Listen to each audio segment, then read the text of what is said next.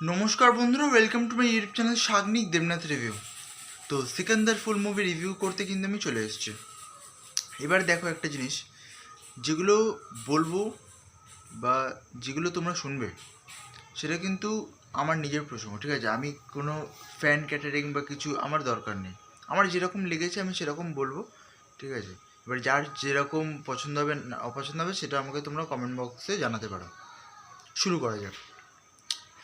পুরো সিনেমাটা দেখার পর এটা মনে হলো যে সলমান খান আরও ভালো স্ক্রিপ্ট চুজ করতে পারতো, ঠিক আছে?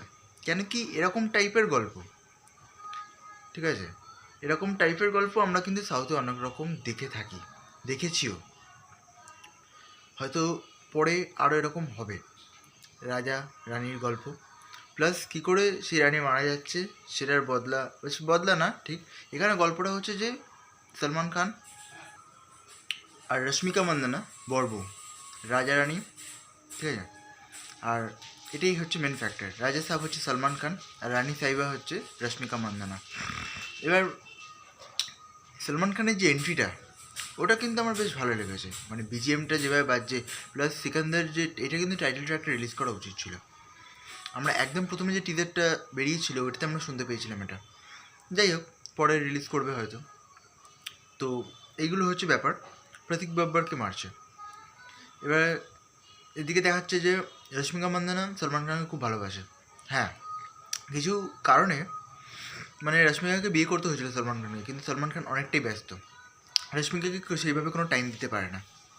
এগুলো হচ্ছে ব্যাপার গল্প। তারপরে ওর ব্যাপার ছিল যে ও মরে গেলে ওর অর্গ্যানগুলো পরে যাদের অপারেশন হবে মানে তাদের কাছে যেন চলে যায়, এটা হচ্ছে ব্যাপার।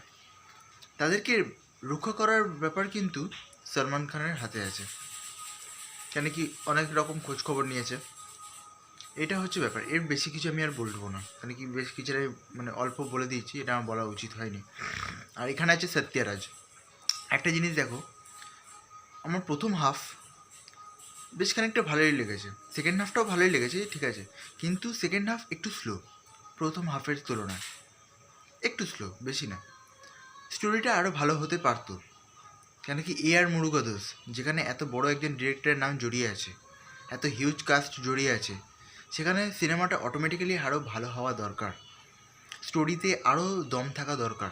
স্টোরি আমি বলছি না খুব খারাপ, কিন্তু নর্মাল অ্যাভারেজ মুভি, ঠিক আছে, কিন্তু যেখানে সলমান খান যেখানে জড়িয়ে রয়েছে না, সেই মুভিটা কিন্তু এক্সট্রা অর্ডিনারি তৈরি হয়ে যায়, স্টোরিটা খুব সামান্য হলেও, ঠিক আছে, এটা আমরা অনেক ক্ষেত্রে দেখেছি। তো এটাই হচ্ছে ব্যাপার। প্লাস গানগুলো যেখানে বসানো হয়েছে দেখতে খুবই ভালো লাগছে, মানে গানের যে পুরো গ্র্যান্ডিয়ারটা, এমনি গান যখন রিলিজ হচ্ছে সেটা তখন বুঝতে পারিনি, কিন্তু যখন আলটিমেট যখন গিয়ে দেখলাম যে ফিলটা সিনেমাটার সঙ্গে যখন দেখছি সেটা বুঝতে পারছি যে কী লেভেলের।